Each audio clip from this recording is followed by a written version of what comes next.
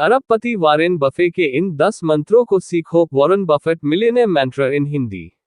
दोस्तों, Warren Buffett को कौन नहीं जानता है। वे न केवल शेयर मार्केट के बादशाह कहे जाते हैं बल्कि दुनिया में सबसे बड़े दानी भी कहे जाते हैं, क्योंकि उन्होंने अपने पूरे जीवन में कमाई हुई आधी से अधिक संपत्ति को दान कर दिया और करते भी आ रहे हैं। इसलिए उन्हें 21वीं सदी का सबसे महान दानवीर कहा जाता है। कहा जाता है कि उन्हें बचपन से ही पैसे कमाने की काफी चाह थी। वे रोज साइकिल पर सुबह अखबार बेचते थे। जब वे 15 साल के हुए तब वे $175 हर महीने अखबार बेचकर कमा लिया करते थे और फिर जल्द ही उन पैसों को इन्वेस्ट करना भी शुरू कर दिया था। आपको ये जानकर हैरानी होगी कि वॉरेन बफे ने अपने कॉलेज को पूरा होने से पहले ही $90,000 कमा लिए थे। फिर उन्होंने जान लिया था कि इन्वेस्टमेंट से ही पैसा कमाया जा सकता है। आज इसी की बदौलत वे अरबों के मालिक हैं। Warren Buffett millionaire mantra in Hindi. Warren Buffett money making tips in Hindi. 1. अपने प्रॉफिट को इन्वेस्ट करें। 2. लीग से हटकर चलो। 3. दुविधा से बचने की कोशिश करें। 4. निर्णय लेने से पहले किए गए सौदे को समझें। 5. छोटे छोटे खर्चों पर कंट्रोल करें। 6. अपने कर्ज को नियंत्रित करें। 7. कंटिन्यूटी बनाए रखें। 8. नुकसान से हमेशा दूर रहें। 9. जोखिम का आंकलन सही से करें। 10. सफलता का सही मतलब समझें। Warren Buffett millionaire mantra in Hindi. Warren Buffett money making tips in Hindi. आज हम उन्हीं के द्वारा फॉलो किए गए 10 मूल मंत्रों को जानेंगे जिन्हें जानकर हम भी अमीर बन सकते हैं। 1. अपने प्रॉफिट को इन्वेस्ट करें। दोस्तों, कहा जाता है कि बूंद बूंद से ही घाव भरता है, इसीलिए छोटी छोटी बचत की जाए तो एक समय पर ये एक बड़ी संपत्ति का रूप ले लेती है। बहुत सारे लोग अपने प्रॉफिट को अपनी जरूरतों में लगा देते हैं, जबकि वॉरेन बफेट का ये मंत्र था कि यदि अपने प्रॉफिट का 50% हिस्सा फिर से इन्वेस्ट कर दिया जाए तो इससे आपके बिजनेस या वेल्थ में 2 गुना बढ़ोतरी हो जाएगी। ऐसे ही यदि आपने मुनाफे की आदत बना ली तो कंपाउंड इंटरेस्ट का जादू आपको अमीर बना देगा।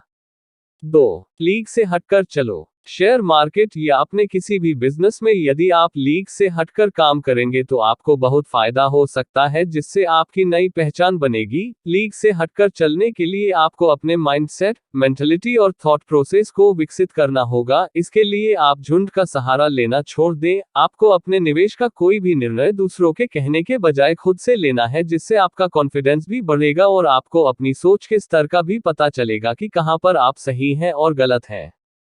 3. दुविधा से बचने की कोशिश करें। जो लोग हमेशा ही दुविधाओं में फंसे रहते हैं वे आसानी से बेहतर अवसरों को गंवा देते हैं। आपको निवेश का फैसला जल्दी से लेना होता है, इसके लिए जरूरी सूचनाओं की छानबीन भी समय पर कर लेनी चाहिए। जल्दी से लिए आपके फैसले आपको भीड़ से आगे निकाल देती है, जिससे आपको दिक्कतों का सामना नहीं करना पड़ता है और ऐसे ही आप तेजी से निर्णय लेने की तकनीक को समझ जाएंगे। 4. निर्णय लेने से पहले किए गए सौदे को समझें। आपको कोई भी निर्णय लेना है तो उसमें किए जाने वाले सौदे को अच्छे से समझ लेना होगा। इन सौदे से आपको कैसा प्रॉफिट हो रहा है इस पर अच्छे से विचार कर लें। किसी भी दस्तावेज पर साइन करने से पहले उसे अच्छे से पढ़ और समझ लें।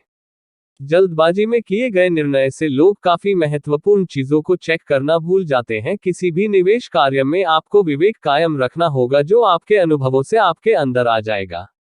5. छोटे छोटे खर्चों पर कंट्रोल करें। यदि आपको ये लगता है कि आप अपने बड़े खर्चों को कंट्रोल में ला पाए तो आप निवेश में सफल हो जाएंगे, लेकिन ये आपकी गलत धारणा है, क्योंकि कई बार छोटे छोटे खर्चे भी आपके लिए नुकसानदेह हो सकते हैं। क्योंकि कोई भी ऐसा खर्च करने से पहले अपने मन में विचार करे कि क्या ये सही होगा या नहीं। जैसे बूंद बूंद से घड़ा भरता है तो उसी तरह से बूंद बूंद से घड़ा खाली भी हो जाता है। ऐसे ही छोटे छोटे खर्चे मिलकर काफी बड़े खर्चों का रूप ले लेती हैं, जो आपके अमीर बनने से सपने को पूरा नहीं होने देती है। 6. अपने कर्ज को नियंत्रित करें। यदि आपकी आदत उधार और क्रेडिट कार्ड में जीने की है तो ये आदत भी आपको अमीर नहीं बनने देगी। कर्ज से भले ही आप अपनी जरूरतों को पूरी कर लोगे, लेकिन इसी कर्ज के बोझ के तले दबकर मर भी जाओगे और कभी इस बोझ से बाहर निकल नहीं पाओगे। ऐसी हालत में आप अपनी वित्तीय परिस्थिति में सुधार नहीं कर सकेंगे। बहुत सारे निवेशक बैंक से पैसा लोन पर ले तो लेते हैं, लेकिन उनका पूरा जीवन पैसे चुकाने में ही चला जाता है। उधार उतना ही लेना चाहिए जितना आप सही समय पर चुका पाओ। 7. कंटिन्यूटी बनाए रखें।